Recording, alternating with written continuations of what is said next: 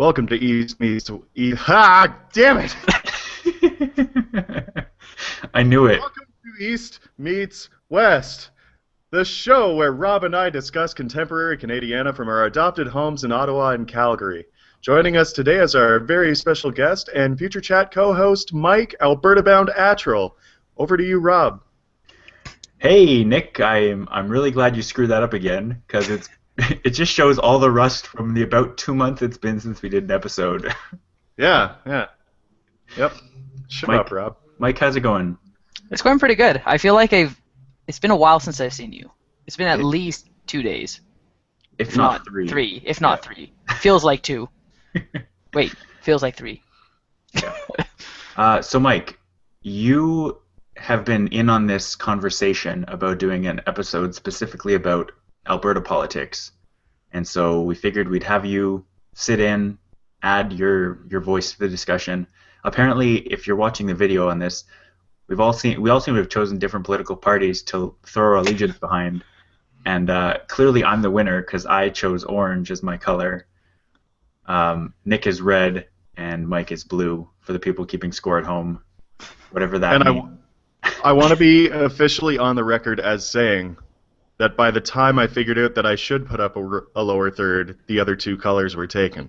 Well, I mean, we can all be orange. Maybe if you change your allegiance mid-show, you can change your color to reflect that.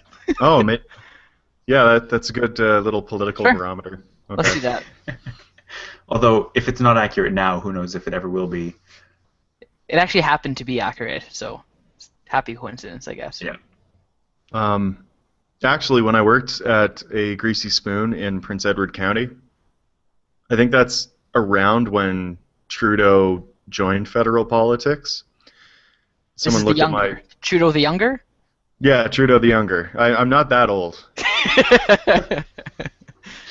Yeah, I wasn't around so much for Trudeau Senior. Anyway, no, they saw my curly hair and they were like, "Anyone ever told you look kind of like Justin Trudeau?"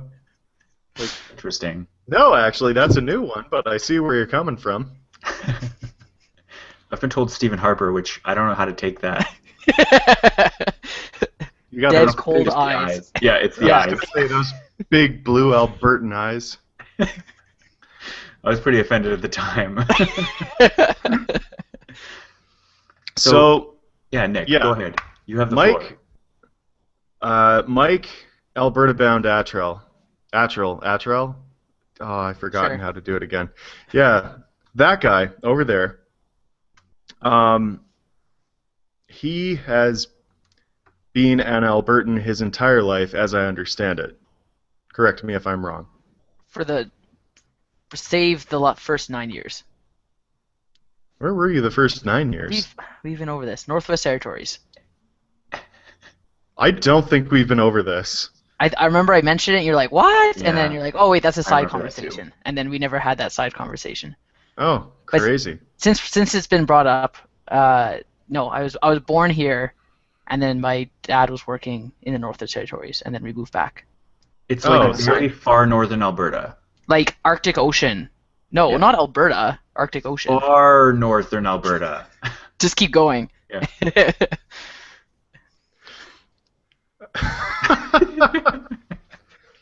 Anyway, he's here Yeah. because, as we've discussed, Alberta has lost its mind, and we thought it would be valuable to have a more or less native Albertan's 2 cents on the matter.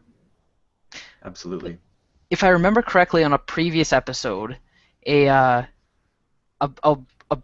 bright listener once suggested to discuss the one-party Alberta. Now, Yep. I don't know who this listener was, but Oh, it a great, intelligent, and handsome listener, to be sure. Yeah. it got me thinking about it brought that back once this election got called, and it got my brain juices churning, and the result Yeah. was definitely something to behold. It's unfortunate And on that that listener chose to be anonymous, so we'll never know who it was. No. But on the topic of one-party Alberta, I forget what the first 2 were. It was liberal, then something. Then Social peace. credit. Social credit. Social credit, that was And it. then Farmers Union or something. And then Okay. PC forever. Then PC. And now, the thing is, Albertans, chose a different party almost unanimously. And Is the that thing sarcastic? is, well, no, they got a vast majority, Yeah. if you don't Of count the rural seats. ridings that went, yeah, Okay. Just so of we're clear. seats. That's Right. how it works, Mike. It goes by the number Unfortunately. of seats. But, I mean, except for the rural ridings that went Wild Rose, like Yep. they've chosen a decisive majority once again because you wouldn't want to be divided over these things. God forbid that. You gotta, like, if you're gonna switch parties in Alberta, you gotta be, like, fully behind that. You gotta really jump on some wagon. In this case, a big orange one. Yeah. So, Nick, what did you want to talk about first? I wanted to be a part of this discussion because I thought it'd be interesting to talk on a national level, but this is your show. No, it's not. No, I mean this one right now. Right. Okay. So I think the first thing that's worth discussing is that as I look outside right now, the sun has continued to rise and set since the election happened. And that was not a foreseen conclusion, as I read into some of the political commentary. Yeah. I can confirm the continued behavior of the solar cycle. Yeah. Yeah. So I guess following up on that, I guess as a backstory to those who haven't been following or been familiar with the pretense of the whole election, that Jim Prentice's government, the leader of the Conservatives, progressive Conservatives for that matter, they drew up a budget proposal and I believe hadn't passed it yet, but they released the proposal and then he called an election under the pretense of wanting a mandate and acceptance from the Alberta public of their intent for the following however many years the budget covered, I guess. And that kind of bit him in the butt slightly, to say the Bitumen. least. But yeah, bit him in the bitumen. Bitumen the butt. Yeah. So anyway, that's how it all came about, and it was 2 years prior to the scheduled election year. And then I guess the horses were off to the races following that announcement of the election. And the election date was called for, I believe, 6 weeks after. So there's only about 4 to 6 weeks of campaigning. It was a bit of a whirlwind campaign. Yeah. And I don't know about you guys. I know Nick probably followed it, and I don't know about you, Rob, but you at least heard about it tangentially. I heard about it, yeah. That they had the leaders' debate, and the election was more or less decided during that debate, for all intents and purposes. It was just a matter of time before it actually came to fruition. And I didn't actually see the debate, but everything I heard on the matter was that Notley was the decided winner. Yeah. Granted, Prentice, and for any incumbent leader, is kind of at a disadvantage because it's basically a pointing finger blame game for the competing parties and saying, look how bad the current government is. So Prentice kind of had his back to the wall going in. And, he held his own as best as he could, or could be expected, having three leaders against him and 2 that were actually saying anything. Sorry, Nick. But yeah, I would say that, like, just watching the highlights, like, I didn't watch the entire debate, but I saw the platform points and the talking points, and Notley pretty much won every single point. And that's rare in a political debate. Normally you see people trading.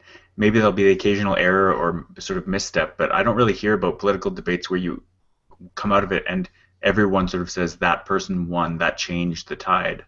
Yeah. I thought in one of the first elections with Martin versus Harper anyway, Harper did a very good job in the debates. I don't know if either of you recall that. Being the incumbent, or No, when he being took power. outside. Okay, right. Like fresh off unifying the alliance Yeah. and conservative party or progressive conservative parties. Yeah, people didn't start hating Harper till his second term, I'd say. Actually. It really solidified it. Yeah. Yeah. If you didn't already hate him, you definitely hated him after his second term.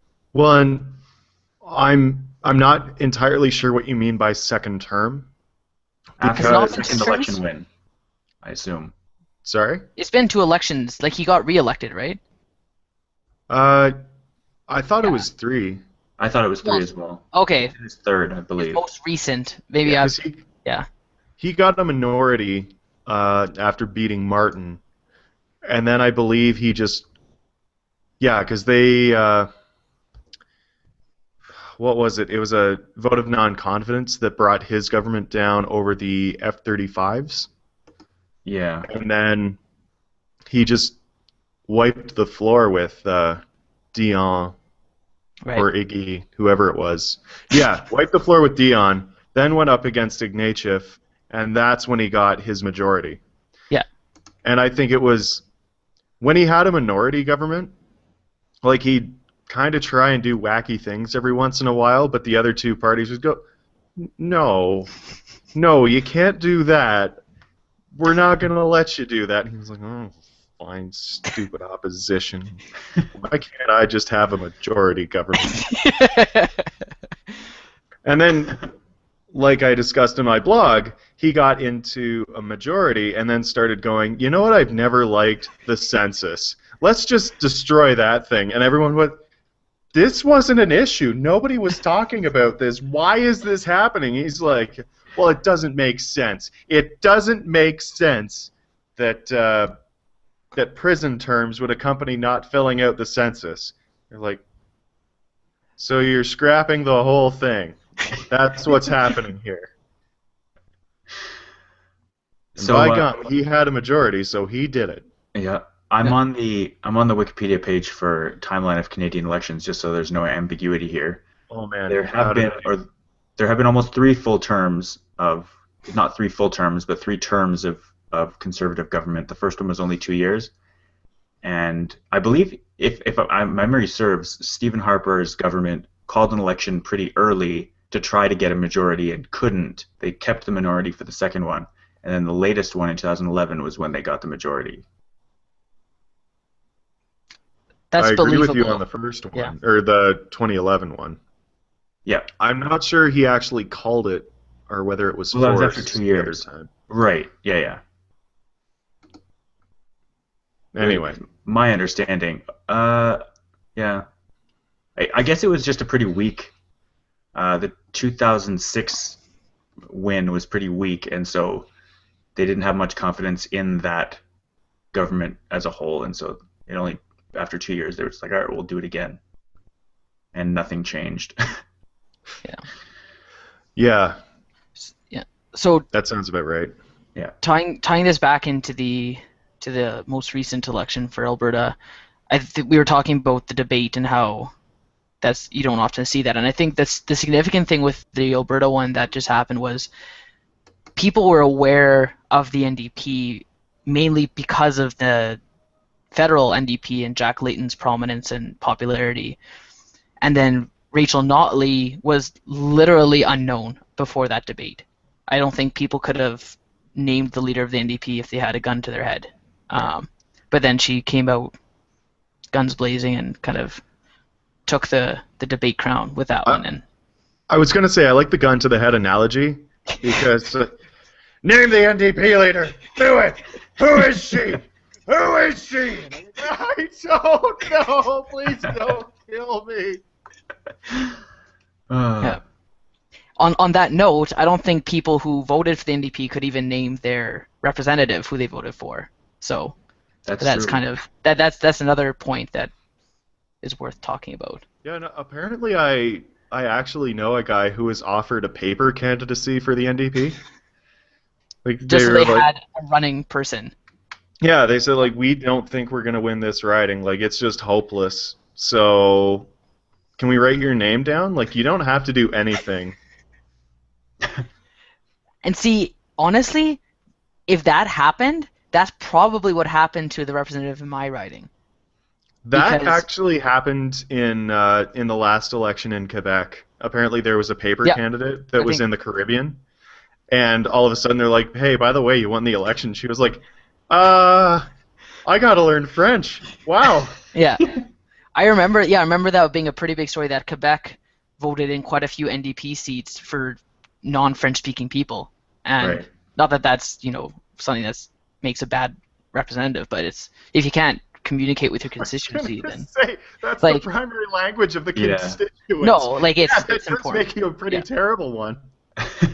Not objectively, but yeah. Yeah. Yeah. Yeah, well, I mean, so long as you've got a translator coming with you, like, they want me to do what? All right, okay. But I Yeah. mean, Yeah. Parliament being whipped as it is, I mean, right now, I don't think it makes that big a difference. So, another thing I'd like to talk about with this is partially going into this election and seeing the polling numbers. Eric Grenier of 308.com, he had predicted an NDP majority because that's what the polls were calling for. But he had a specific subsection within his article saying, but this is Alberta, so anything can happen. Huh, interesting. Because are we familiar with what happened the last election? Are you, Rob? The I'm Alberta not. one Yeah. with Ed Stelmach? With the Wild Rose? Yeah, where they were calling for a Wild Rose majority. Oh, I don't even remember them calling for that. I definitely Oh, heard about the surge of Wild Rose, but I didn't know about any pre-election polling. I was Because gone by then. because it was Ed Stelmach versus Danielle Smith, that one, right? I think so, yeah. And the whole reason that Ed won was because he related with the rural community as well as the urban.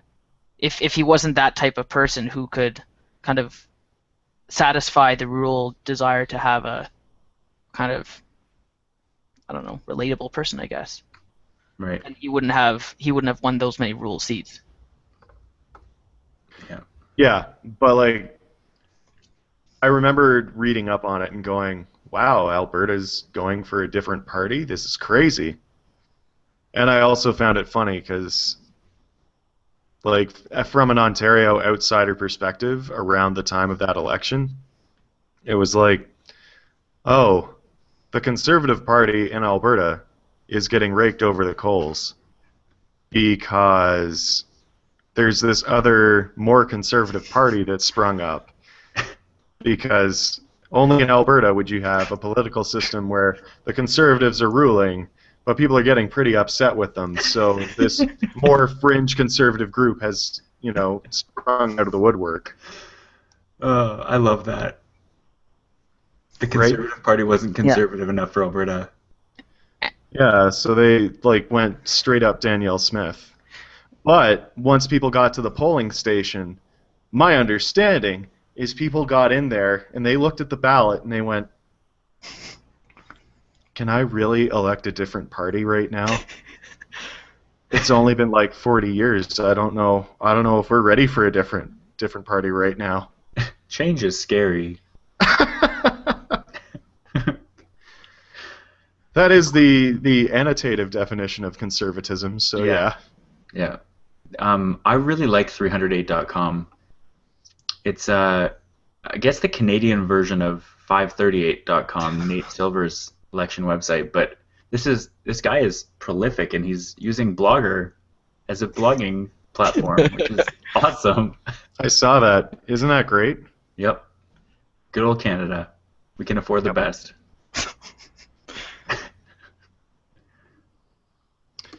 But yeah, so just that's more in the introducing listeners Background. Yeah. to like what happened, because I remember joking with people before the election going, so Hey, how about that NDP majority that's coming? It's just like what they said would happen to the Wild Rose. It's not happening. And then the election night happened, and I went, woo! Well, don't I look silly? Yeah. Yeah. Like I And- was. Oh, sorry. Go ahead. No, by all means. Oh, I was gonna say, like, I was tweeting, like, I was watching the results come in, like, on that they had CBC had a site, like a ticker that updated every 10 seconds and showed the live vote counts of the Yeah. polls coming in, which is really intriguing to watch. And they called the majority not much more than an hour into the polling stations coming in. Like NDP was leading in enough ridings that they were confident enough to call the majority right there. Wow. And at that point they had, it was like 20 seats and then like 1 for the Wild Rose and 0 for everyone else. Yeah. And it was like, oh. And I said, like, I expected this, but not this fast and not this decisive. Yeah. Yeah. Yeah, it was crazy. Yeah. Similar to the last Ontario election, where heading into it, people were like, this is anybody's race, anything could happen. And then within like 45 minutes, they'd called a Liberal majority. It was like, huh, all right. Guess we'll go home. Well, I mean, we were at the grad club in London, so Yeah. you didn't have to go home, have another pint. That's true. So I don't know about you guys, but are we ready to shift this into from like the discussing what literally happened to discussing the implications and maybe some of our own political backgrounds? If not, we don't have to discuss political leanings specifically, like on a personal level, but just sort of history and what this might mean for Alberta and for Canada moving forward. Before we do that, I want to get into one story that came out of the election that Mike specifically highlighted on Twitter. Sure. So, Mike, a lot of people say that their vote doesn't matter, and so there's no point in voting. What would you say to those people? I would say take a look at the Calgary riding that was tied. Literally same Yeah, number of actually votes tied. after the first count. And they actually, I don't know if you heard in the news, but they did a recount and the NDP did end up winning by 7 votes or 3 or 4 or 7 votes or under 10 votes was the difference in that riding. Wow. And it can still be challenged by I think it was PC and NDP that had tied. So PC can still challenge that count and get it judicially reviewed. But after the first recount, it ended up being an NDP win. But yeah, like after that first poll, it was tied after all the polls were in. And I find that interesting because it was tied at 7,015, if I'm remembering correctly. Something like that. And Oh man. the actual numbers when they did a recount was 7,018 versus 7,012 or something like that. Yeah. So yeah, it was like a 6, but 3 votes were miscounted. Yeah. Yeah, it's like, but I think that's impressive because we'll get into this later, but with political history, I've worked in election, and to be off by 3 over all the polling stations in that riding, I think that's pretty good. Yeah, that's great. Yeah. And my riding specifically, our candidate won by under 300 votes. It was like 220 or something, which is a pretty tight race for a riding as big as ours. Like it was, I think 10,000. Yeah, I think 10,000 votes or something were in the riding. Like it was a pretty big riding. Yeah. And And it was also a pretty good turnout, if I Yeah. recall. Like, as opposed to some more, I'd say, disillusioned campaigns where you get maybe 30% of people coming out, it was over half of people showing up to the polls, which Yeah. I thought was great. Yeah, that is good. So are we gonna make it personal now? Yes. Let's get personal. East meets West after dark. It's dark here. I don't know if it's dark there yet. No. Well, for one thing, it's Alberta, so it's not going to be dark for like That's 3 true. hours. That's true. yeah, like Well, even it's then. dark here. Man, in the middle of summer, you can be out at 11 o'clock and look up at the sky and it's still glowing blue, and you're like, what is this place? How does this happen? Yeah. So, Mike, you had here that you want to talk about your own history with political awareness. Was there Yes. something specific you wanted to say on that note? I think it's more in. I was more interested to talk about it in a general sense, Yeah. kind of with the rise of social media and the internet, and just people's engagement, and I guess you could call it bandwagoning, or just wanting to be in because it's a thing to be involved in. It's kind of like that hashtag mentality, I guess. So like pretty much every political misstep these days gets highlighted and retweeted and reposted and talked about.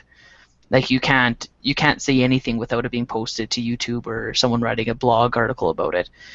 And I think that played a really big part in people jumping to the NDP side, because people are like, oh, it's time for change. Oh yeah, that's a good idea. Yeah, we need change. Oh yeah, yeah, let's have change. And it just was contagious that way.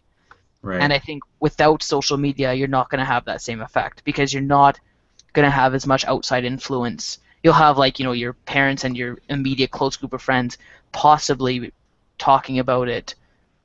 And I think even before the internet, it was a lot more taboo to talk about your political leanings or intent to vote. Like, I know maybe it was just my family, but it was always like, oh no, we don't talk about who we're voting for, because it was a personal choice. You don't want to whatever. I was like, okay. Even though you're in Alberta, so it's like. Well, I'm pretty sure we don't multiple like times. to say that we're all voting progressive Yeah. conservative. We don't talk about that at the table. I mean, we're God-fearing Albertans, so of course we will. But I'm pretty sure that there were multiple times I'm like, you're voting PC, right? And like, oh, we're not talking about it, but it is PC, right? Like, just kind of like I was just assumed it's like. Yeah. I don't know what your guys' experiences were growing up and what you saw in your own social media circles and feeds. well, I mean, in terms of my political engagement, it started around, I'd say, 2003. I think it was when I took a civics class in high school. Okay. Or thereabouts. I can't remember exactly when it was. But just all of a sudden it's like, yeah, this is how our democracy works. This is how the government and the law works, just like little intro stuff. And just as some homework assignments, we're going to get you to watch the news. And I found out I really liked following it. And I don't know, to me it's you're following the people who are shaping the course of the future of your country. So, I mean, Kind of important. this isn't really the question you're asking. I apologize, but that's been my experience. So ever since about grade 10 for me, I've been, kind of keeping an ear to the ground and trying to, see what's happening at the federal level, and getting exasperated at times with my fellows, especially because, young people, and young people don't vote, and it's like, oh, so what's everyone think of this upcoming election? Is everyone going to vote? And people are like, there's an election? They're like, yeah, I don't actually know anything about this. I remember the first election that happened when I was still at high school, but a bunch of us had turned 18 and could legally vote. A bunch of people just walked up to me. They're like, so, Nick, who should I vote for? I was like, sorry? They're like, yeah, I mean, you're totally into this, and I trust you, so, like, just tell me who to vote for, and I'll do it. I'm like, I'm shocked, but I can't in good conscience do that. I will tell you who I'm voting for, but I won't tell you who to vote for. That's interesting. I imagine that's what would encourage someone at a young age in their 20s or abouts to get into politics, is having someone say, you seem to know these issues, you seem to know what you're talking about when it comes to politics. What's your opinion? What do you think? And then at that point, you basically have your own little soapbox that you can start saying what you think is right, and then that kind of leads down the path to politics. Yeah. But I mean, it's also interesting because, I mean, as a teenager, it's like, why, yeah, I think this whole communism thing could totally take off. What a great idea it all seems like. And then you get a little older and study history a little more, and you're like, oh, the problem is that it never actually works because people are greedy. I maintain that communism in its pure form would work. I've said that before, and I'll say it again. Yeah, but the problem is people are dicks. Yep. You can't account for people being dicks. Nick, what you described about your friends coming up to you and asking who you're voting for, that's essentially the pre-Twitter and Facebook version of social media hashtag syndrome. Yeah. When you see everyone saying, "Oh yeah, NDP is great. Oh, PC is evil," it's like that becomes your view, even if you can't really defend it or justify it on your own principles. It's just what people are saying, and you hear bits and pieces of it, but you haven't internalized that feeling. It's just the feeling of it, I guess. Like for me, I didn't start getting interested in politics until like the issues started mattering to me, being like a working adult who's also a parent and relies on schools and hospitals for the well-being of my family and child. And Yeah. to me that was reason enough for me to be engaged this time around versus before when I was going through university and just paying tuition and I'd hear, oh, this party's wanting to freeze tuition. I'm like, oh, that's pretty good.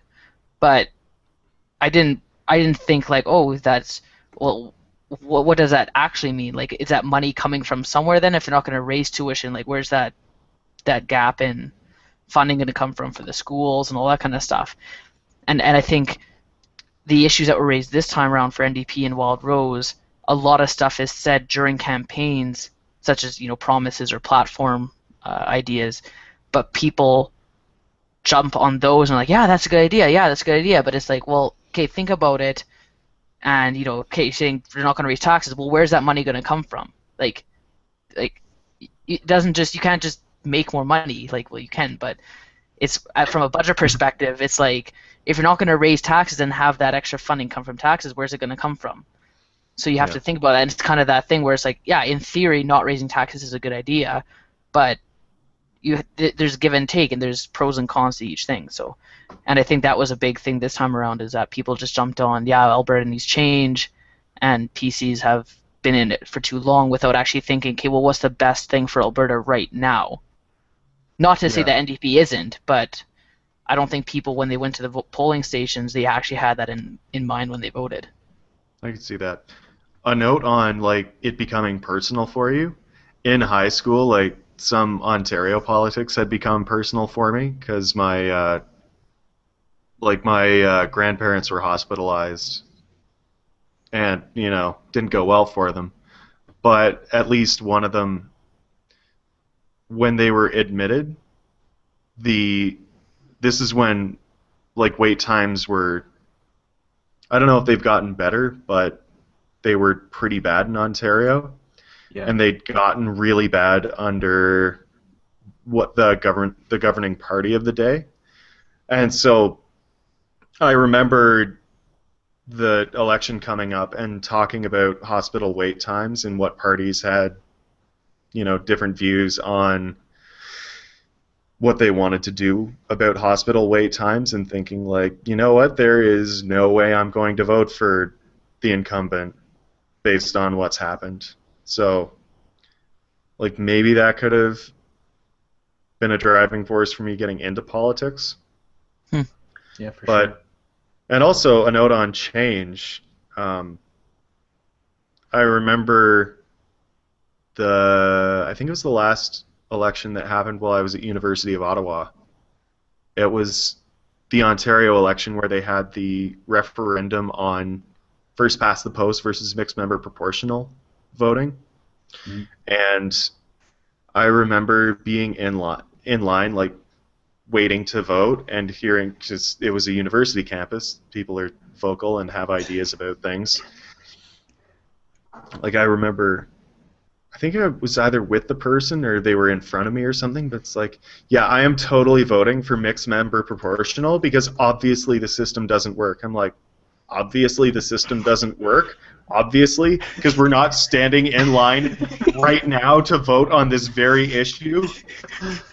Uh, yeah, that's a little weird. Yeah. Well, I don't know.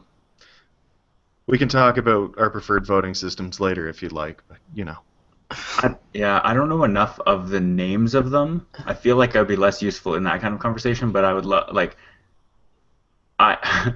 It sounds so juvenile, but like I agree with CGP Grey on the voting platforms that he has talked about in his what is it, Voting in the Animal Kingdom series?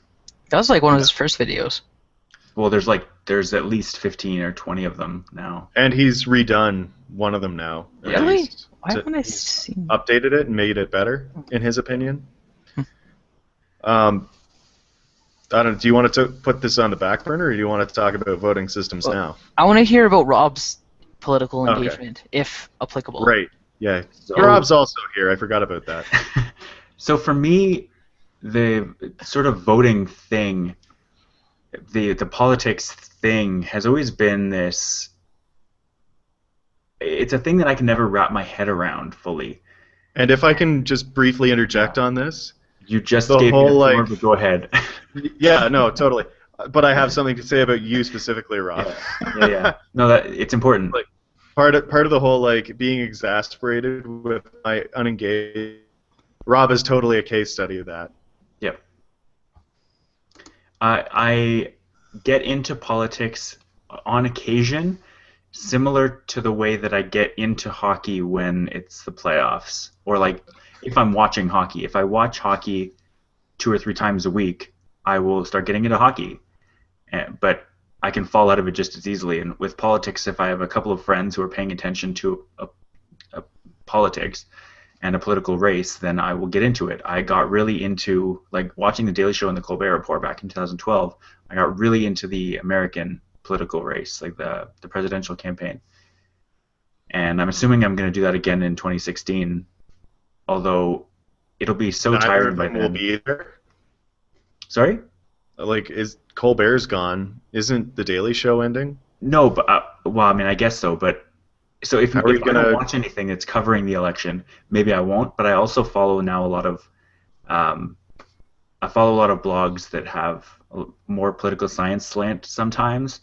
Okay. And so I'm more engaged in that sense. But in terms of a national level political discussion in Canada, my leanings tend to go in, like, they push in a scientific priority kind of direction. And so we've talked about on Future Chat, I believe it was episode number 7 of Future Side Chat back last summer, we talked about government funding of science and how the Conservative government was tearing it apart and giving it to companies who were doing research for sort of economic gain rather than pure scientific gain.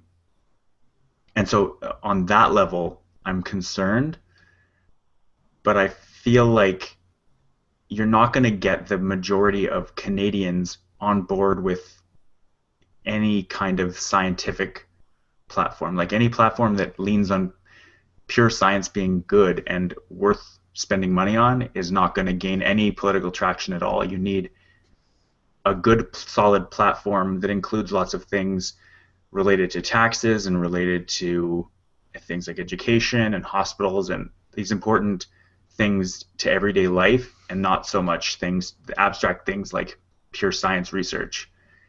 And so that tends to disengage me, because I know that the things that I really care about are important, and I know that these everyday things are going to get done almost the same way no matter what promises people make about putting more money into education or into I don't know, any kind of thing where you're having to make budget decisions. It's all going to come out pretty much the same, because they're all dealing with the same amount of money. There's no magic windfall that any party can get, and it's sort of a matter of, if you have this party that has these lofty aspirations to make things immediately way better, they're often the ones that are going to disappoint you the most when they're actually elected, because they have to sort of come back to reality when they realize that they're dealing with the same thing that the last government was, and they might be able to affect minor change, but going for something huge is probably not going to be very beneficial.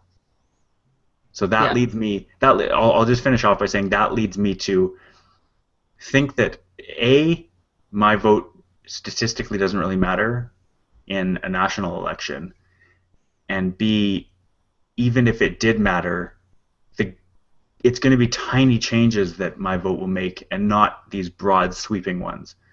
So the kind of thing that I would do is not, rather than voting for the party that I think is going to win, I'm going to vote to put my support behind ideals of a certain party. So that's when I would vote for a Green Party or the NDP, trying to push in that direction. I'm definitely say I'm more liberal than conservative, like I'm more left than I am right-leaning, but I don't think that my single vote can affect change. I think that if I'm going to affect change, it's going to be through things like this podcast, or things like talking to other humans before and after and during elections. So voting for me is sort of the least consequential thing I can do. Yeah, I can relate to pretty much everything that you just said. Like, what I found is, like, I've been trying to, kind of on a side, unrelated thing, but kind of tangentially related, I've been trying to make more of a point to voice my, like, give feedback on stuff. Like, the other day, like, we bought a barbecue and it was missing, like, some washers in the pack, like in the package. Like, I was still able to assemble it, but it's like, it says there should be some there, and they don't have them. So at the end of my registration for registering the product, it's like, oh, give us your feedback. And I'm like, okay, well, the barbecue looks nice, but it was missing this stuff. Like, I didn't expect there to be this kind of haphazard, like, assembly procedures or whatever. And, 2 days later, I heard back from them. It's like, oh, thanks for your feedback. We apologize for whatever, blah, blah, blah. Oh, well, just give us your address. We'll send you some washers. And, it's like, oh, we really value hearing about this, blah, blah, blah. And same with, like, Twitter. I'll tweet out, like, oh, there's this parking lot's flooding. And then it's like, oh, thanks for the feedback. We've passed it along to the store. Right. And it's like, instead of just saying, like, oh, that sucks, like, I wish it was different, it's like, well, just let someone know, because someone might not know how you're feeling. And I want to approach politics the same way. If I am driving down the street and I think, man, there should be a stop sign here, I want to be the kind of person to, like, email my alderman and say, it's like, every time I come down here, cars are ripping down here and kids can't cross or whatever, right? Like, is there any way to put a stop sign here? And unless someone actually says that, then politics don't happen. Like, you're not working for your community or your constituency if you're not hearing from them, because you don't know what they need. And that's why, going into this election, I wanted to make sure that the person I was voting for could represent me. And when the NDP representative didn't even bother to put signs out or show up to the candidates forum that I went to hear about all the parties and what they had planned for our community, it's like, why would I give you my vote? Like, you're not even here for me. You're not even bothering to show your face. So it's like, and that's why I was shocked that the three parties, like NDP, PC, and Wild Rose, they were, for all intents and purposes, like 30%, 30%, 30%. Like, there was hundreds of votes separating 1 from 2 from 3. Like, it was that tight. And in my opinion, there was really only 2 that could represent our community, and 1 that really actually could, and that's who I chose to vote for. But I didn't expect it to be as close as it did, because I guess everyone has their own way of voting. And like you said, you're going to vote for the party, and I try to kind of find a balance or reconciliation between what the party stands for and what the representative could offer our community, because platform promises can be broken, but you can't change the person representing you once you voted them in. Yeah. That was actually one of my first experiences that I really remember, was a debate that we had at my high school from the candidates, and one of them was an independent, and he made a point of stopping and saying, like, by the way, guys, like, I'm the only one here that can vote however I think is best for our community.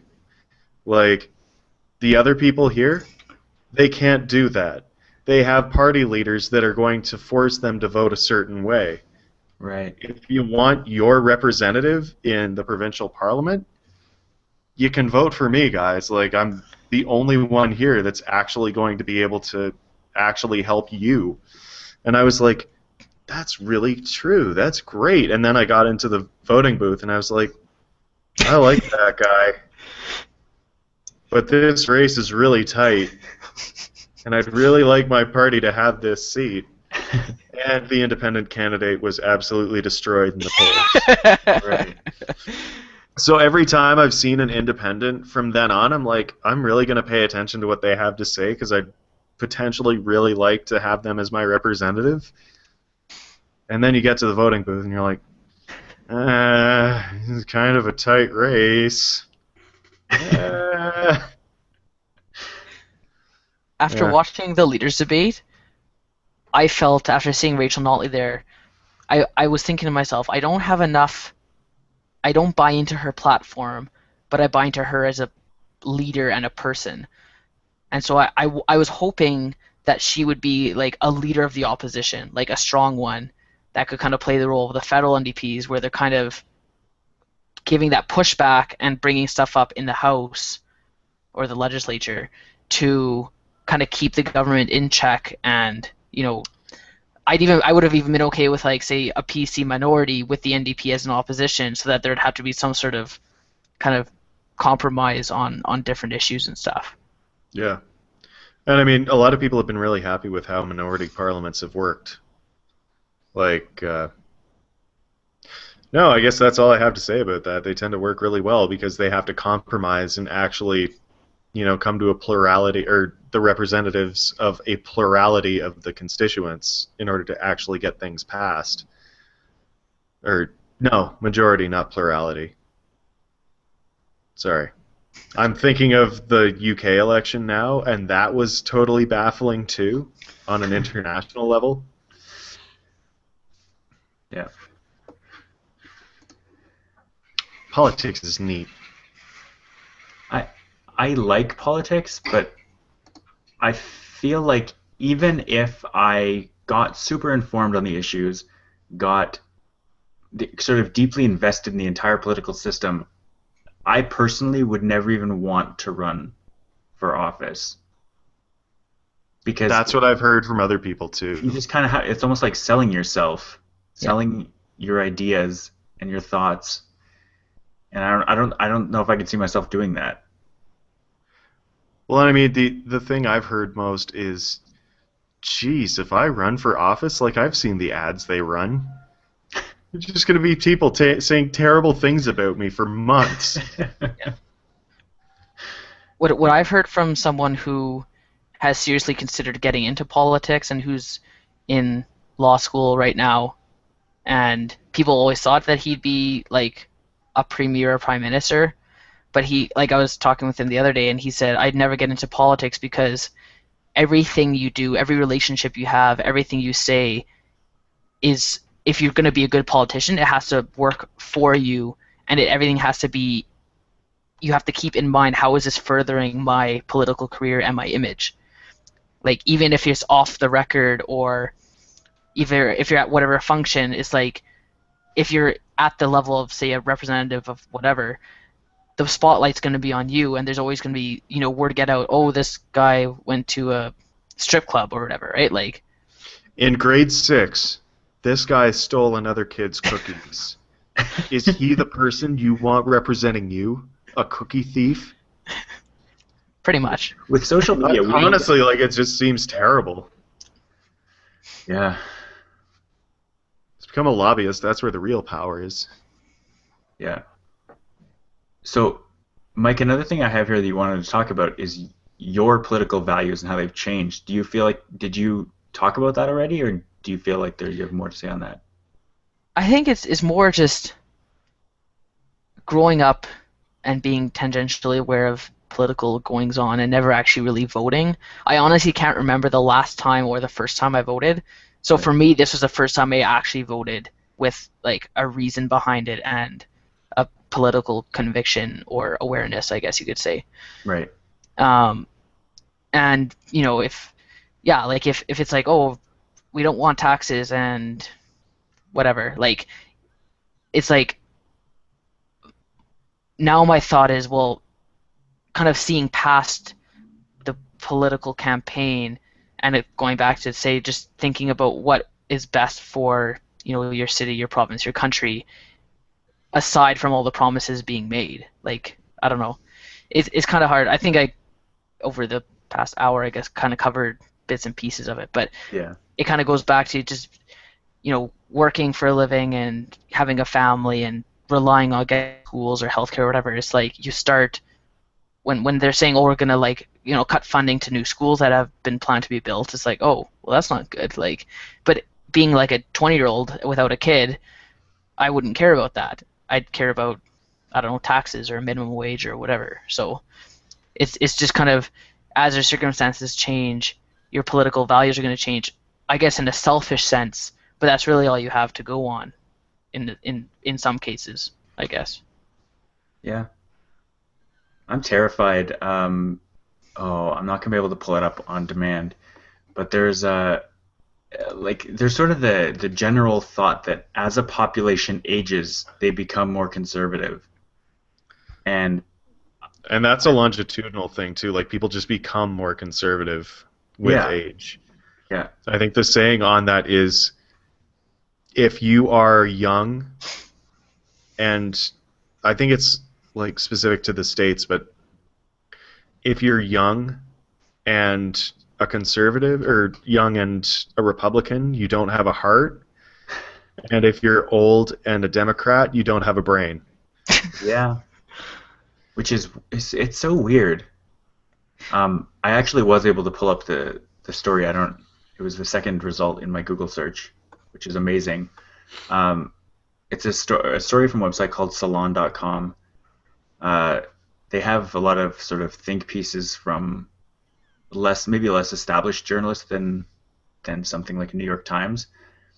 But the story is called "How I Lost My Dad to Fox News," or "I Lost My Dad to Fox News," and just talking about how it's so easy to watch TV, and again, sort of similar to the just watching politics makes you interested in politics, watching hockey makes you interested in hockey, watching conservative punditry like on Fox News, or like, what was it, Sun News or Sun Yeah, Sun TV News, that was, Sun News Network, yeah.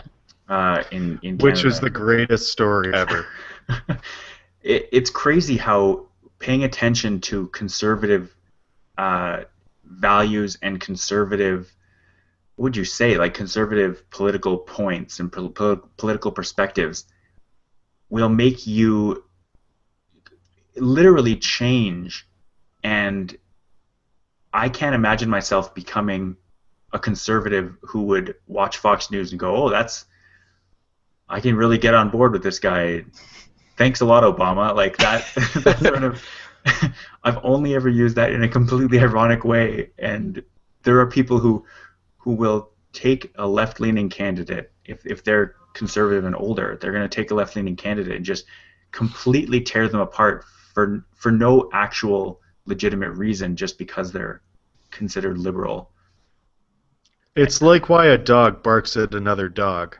There's no real reason for it other than they're a dog and they're around. Yeah. I'm going to put a link to this story because I think it's a good read, and it's something that it would terrify me if it was if it happened to me as I grew older. It would be terrifying, and if it happened to my parents or anyone in the generation above me in my family, I would put serious effort into making sure that it didn't happen. I mean, you can change political leanings, obviously. You can become more conservative over time. I feel like that kind of seems natural, but to do it because you start paying attention more to conservative viewpoints and sort of getting pushed into that circle, I don't think that's good, and I don't know that being politically conservative to the Fox News level is good for anybody. I think it's pretty terrible, actually.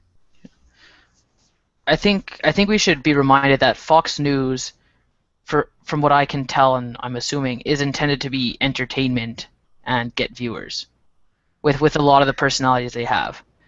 I'm not saying that the people on there saying the things they are, they don't actually believe them. But I've read articles suggesting that that may be the case as well, that people are on there saying stuff just to get ratings and they don't actually believe them. But I can again relate to you, Rob, with your fear, I guess you could call it, and I think this was my dilemma, and I guess kind of going back to figuring out how I want to vote and what matters to me. I feel that I'm relatively left-leaning socially, in like an equality sense, in a just being a good person sense, and not taking away rights just because you don't like the way a person behaves or believes or whatever. But in a fiscal sense, I'd probably be more central, if not conservative, because again, having a full-time job and a family to provide for, I don't want that aspect to be sacrificed, being able to take care of my family in a financial sense, to be compromised by, oh, we're going to raise taxes by whatever percent, or we're going to, whatever, like, or just, spend more on hospitals instead of, like, raise a corporate tax rate and spend more on social welfare or whatever. It's like, well, Yeah. it's like, well, people are going to lose their jobs, like, you know what I mean? So I struggle with reconciling the two sides. And I think, like, I took the Vote Compass thing because I'd heard about it before. I think I've even taken it when I was like in high school because it was part of an assignment. But I went on there because I looked it up and I was like, oh yeah, that's the thing. And I took it, and it pretty much put me where I felt I was. I was like, slightly left-leaning. Like, I was left-leaning socially, but fairly central fiscally. Right. Wait. Central, yeah, central fiscally, but Yeah. left-leaning socially. And there were no real parties that represented that place Right. on that. There's that nobody in the section. center. I was like, if you on the compass, you had like CBC plotted all the parties on the spectrum, like fiscally and socially. Yeah. And if you drew like a linear regression through all the parties, I was literally dead center of that regression. Like, Yeah. I could have gone either way to either side. Right. And that was very troubling for me. Yeah. There's no money. Politics is essentially about money, and there's no money in it. It's not, but it's almost like having no opinion. You're like, oh, I could have it either way, but really what you want is for the policies to be moderate and not to go way too far in either direction. Yeah. I don't think you can really go too far left when it comes to social equality and like, Well, yeah, like, do you know do you disagree? Can you go too far left I socially? could come up with some extreme left ideas that might be a little controversial to a democratic population. Such as?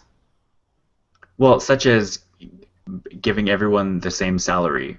That's fiscal. That's not social.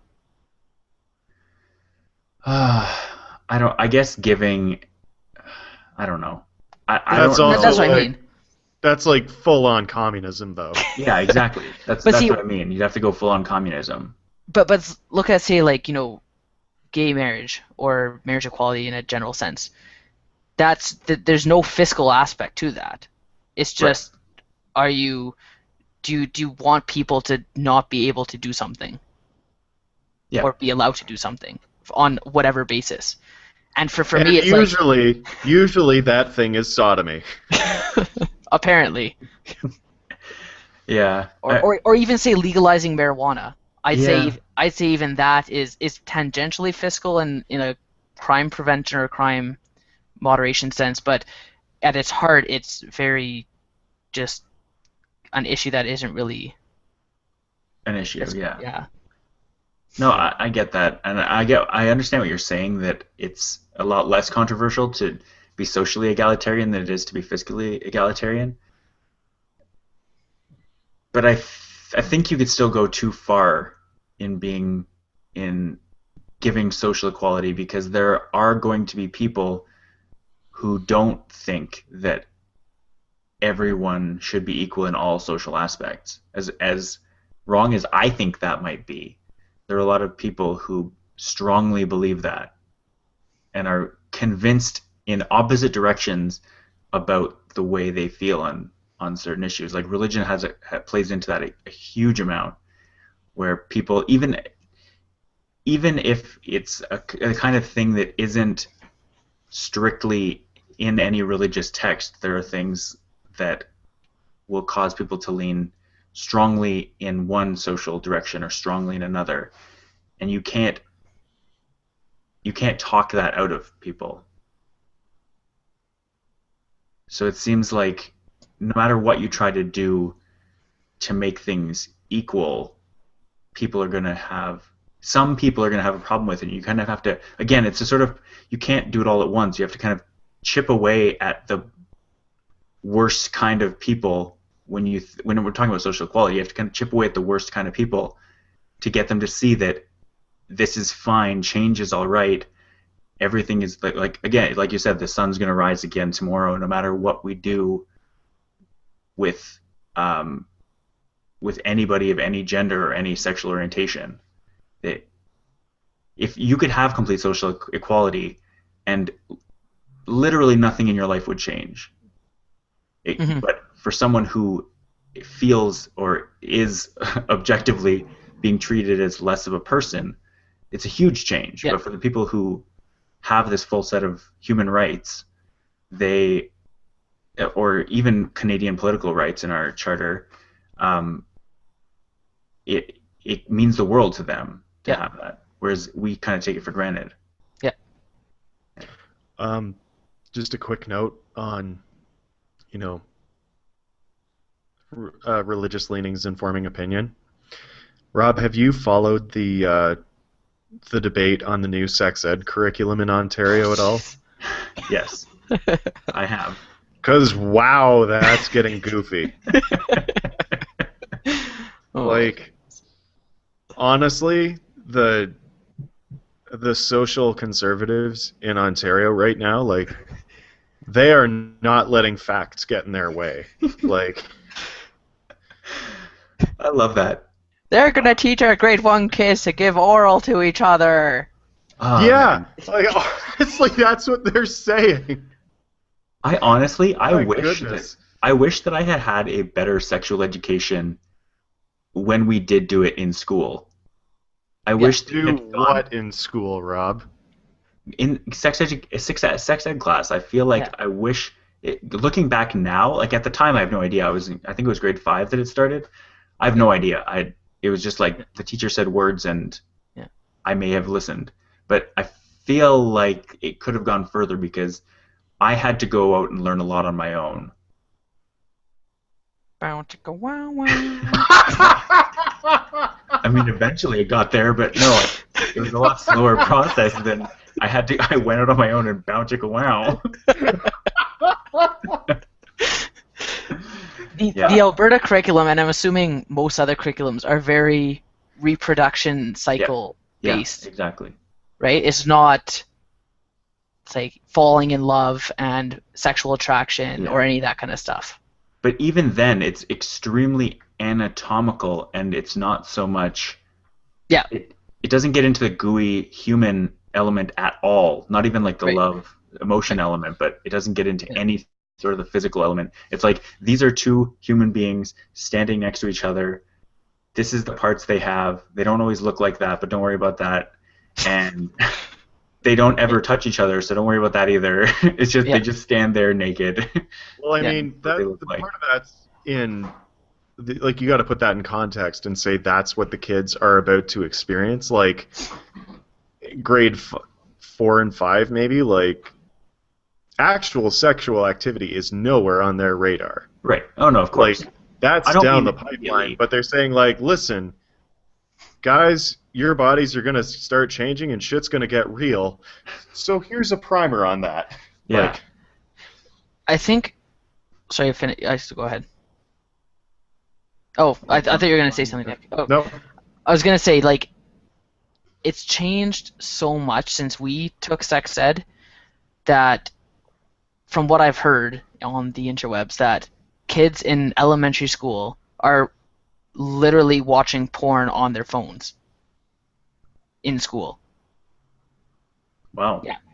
So my take on it is I would rather have an education prior to having to kind of have that be the learning and be Yeah, of like, course. right? So it's like, and not that, like everyone has their own views on pornography and just sexual interaction, that kind of thing. That's fine. But from an education standpoint, I don't want it to be the concept or the intent of keeping kids in a bubble, and it's like, well, you don't need to know about that, because they're going to be exposed to it whether you know about it or not, and whether you like it or not. Yeah. And if they don't just get exposed to it, they're going to go looking for it, because Well, their friends are going to talk about their it. friends are going to talk Yeah. about it, and they're going to feel these things and whatever. So it's like there needs to be some sort of structure, and like starting, yeah, like from grade 1 and 2, because kids talk and they listen to the radio and watch TV and go on the internet, and it's like it's everywhere. So it's like you walk past a billboard and there's sexual innuendo all over the place, right? So it's like kids aren't blind, like they see this stuff. So it's like, why not starting a discussion and an education on it? Yeah, I agree. And I also got one of the forwards from the anti-sex ed people. And I don't know, a lot of it was like, listen, we just think that parents should be the first teachers of sexual education. And we really feel like this should be taken out of the public school curriculum. And I'm like, well, that's great, but here's the thing. A lot of you are going to be too uncomfortable to talk to your kids about this, and then your kids are going to get pregnant, and that leads to economic disadvantage all around. So maybe instead of that, you could have someone else talk to them. Yeah. Because someone's got to talk to them, because statistically speaking, that reduces unwanted pregnancy. Crazy. Yeah. Yeah. Yeah, and parents can take a lead or a vested interest in their children's sexual education, and they should. Yeah. But if they don't, that doesn't mean that child should not get that education. Yeah. Yeah. And pretending it doesn't exist is not going to do anything. Yeah. And I think the other thing I hear is that parents are saying that the government is taking away the right to teach the values that they want, or something to that effect. Mm-hmm. And the whole thing is, you can teach whatever you want in your own house, but that doesn't mean it's the right thing. And they need to get the right, or a academic teaching, or I guess whatever they need. Secular teaching. Yeah, like an unbiased, there's different types of sexuality. There's the whole spectrum aspect. Like, they need to hear that somewhere, because there's kids that go through life thinking that they're not feeling normal and just out of place when they're not getting any sort of education or feeling that there's a place for them. Yeah.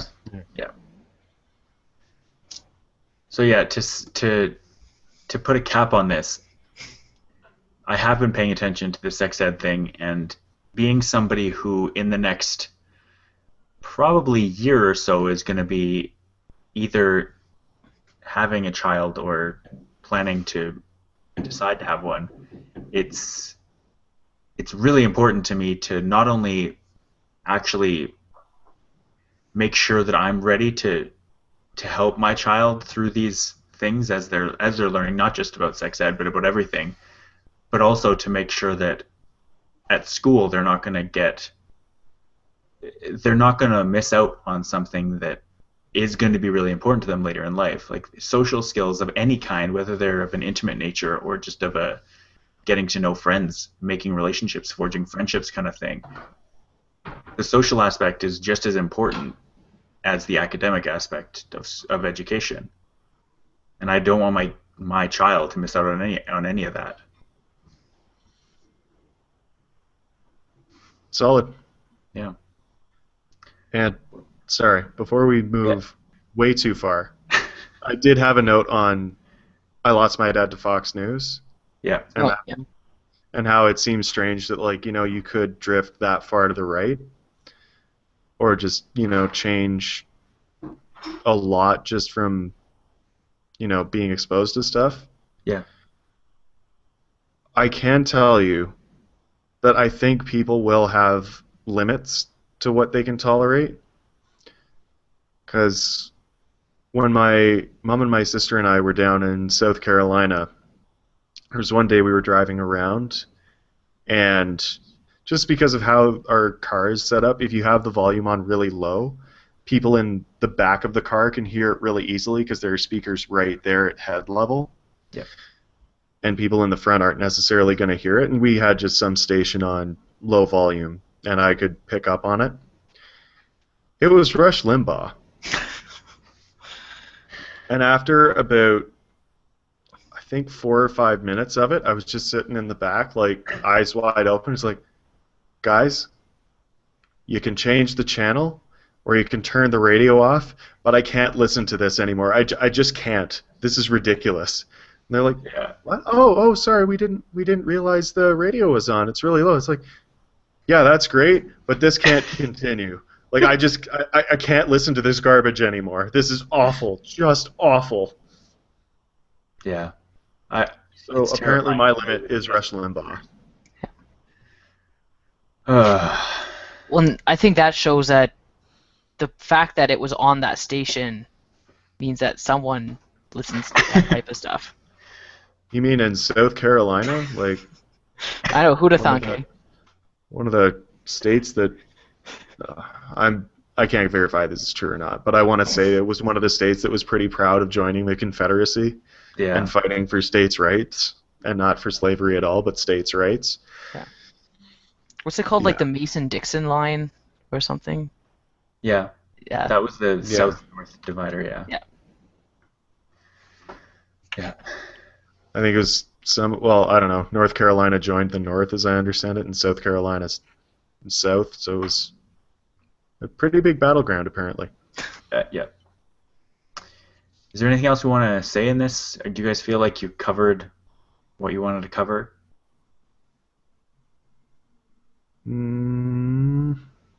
I think so. Oh, have we talked about implications on the upcoming federal election? Not particularly. We could probably go over that. I think it's worth spitballing. I think I can keep it from my perspective. I can keep it really simple. The NDP took a pretty big chunk out of the Liberals, and specifically the Quebec Parti Québécois last election. And I feel like seeing what happened to the Alberta election will cause a lot of people, like it caused me, to see that NDP has a chance. And I think that even if it doesn't change any minds or change any votes on a national level, I feel like it might cause people who would vote NDP but don't vote to maybe go, what if I did vote and I voted NDP? And so it might shift things around. It might change minds, but I feel like even if it doesn't, just getting people to go from not voting to maybe considering voting might. Because yeah. I'm sure there are a lot of people that have wanted to vote NDP in the past, but haven't felt that they were a competitive enough party to take a seat. Right. And so they would vote for, the Liberals or something like that as opposed to the NDP. Also, I think it's interesting to consider the extent to which the vote is split on the left right now, Yeah. especially with recent historical context of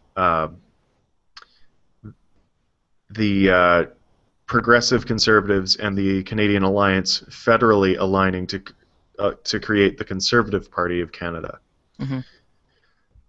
And just what do we all think of that?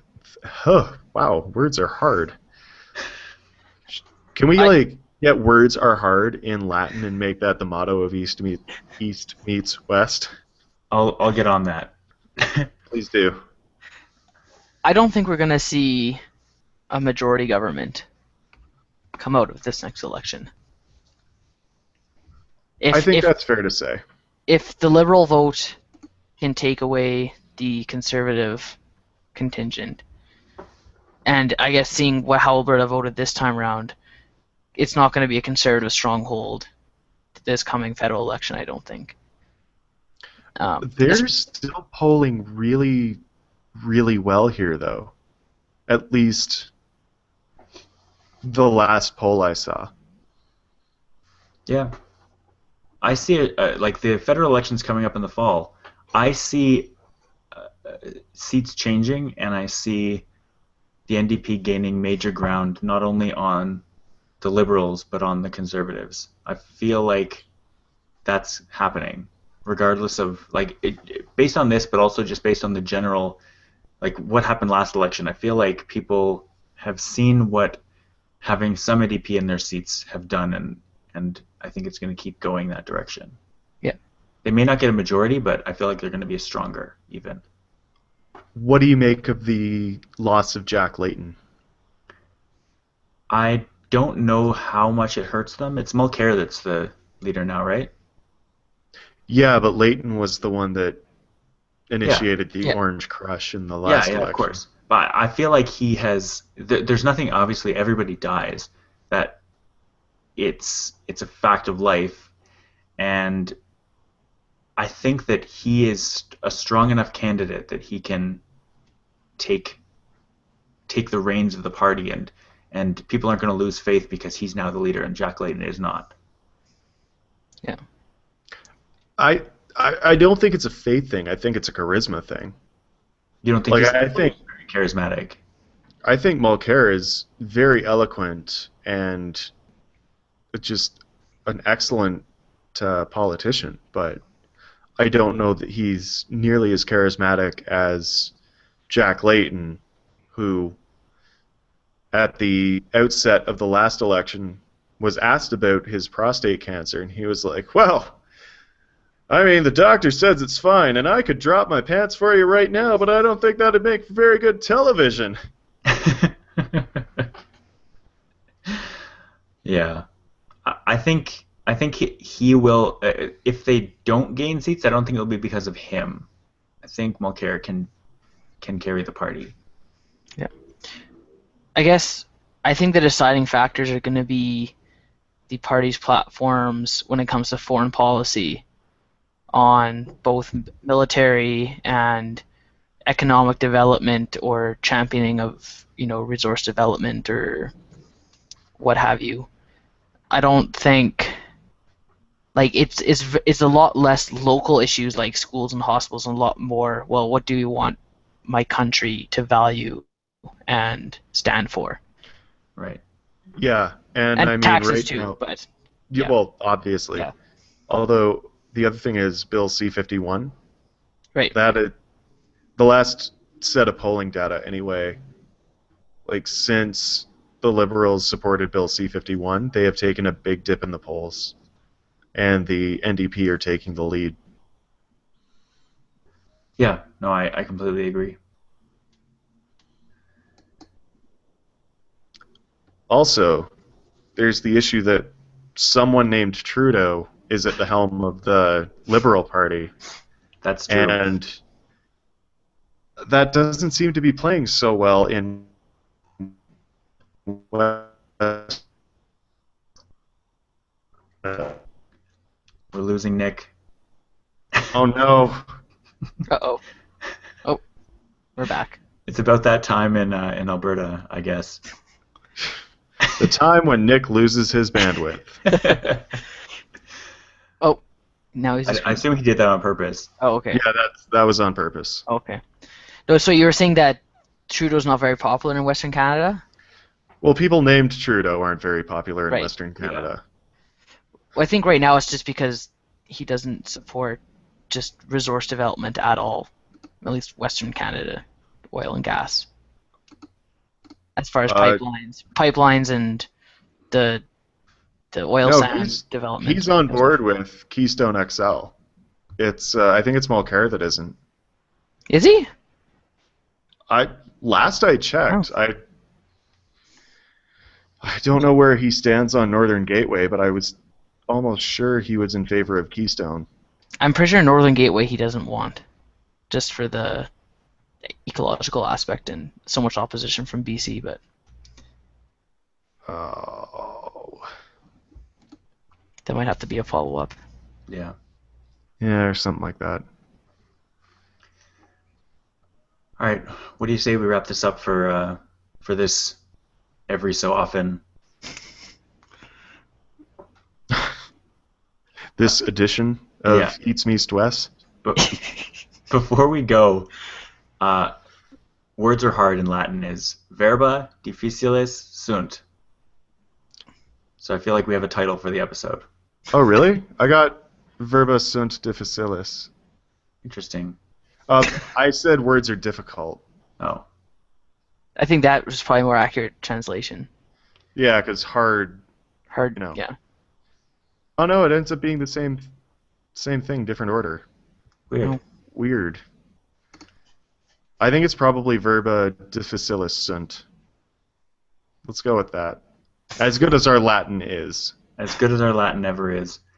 All right, you guys are ready to take it home? Let's do it. All right. Before we go, I'll thank Audible.com for helping support this podcast. You can visit audibletrial.com/unwind, as in Unwind Media, right now to start a free 30-day trial, as well as to get a free audiobook from Audible. They have over 180,000 audiobooks that you can get for streaming or to download, and they have apps for iOS as well as Android. Nick, you want to close it up? Oh god, no. Verba difficilis sunt. All right. You can find more of this show, including past episodes, at unwindmedia.com/EMW. That's East Meets West, EMW. And we'll talk to you guys next time. Thanks for having me on, guys. Thanks for coming, being here, Mike. And thank you for listening, valued listener. All right. Bye for now. See ya. Toodaloo.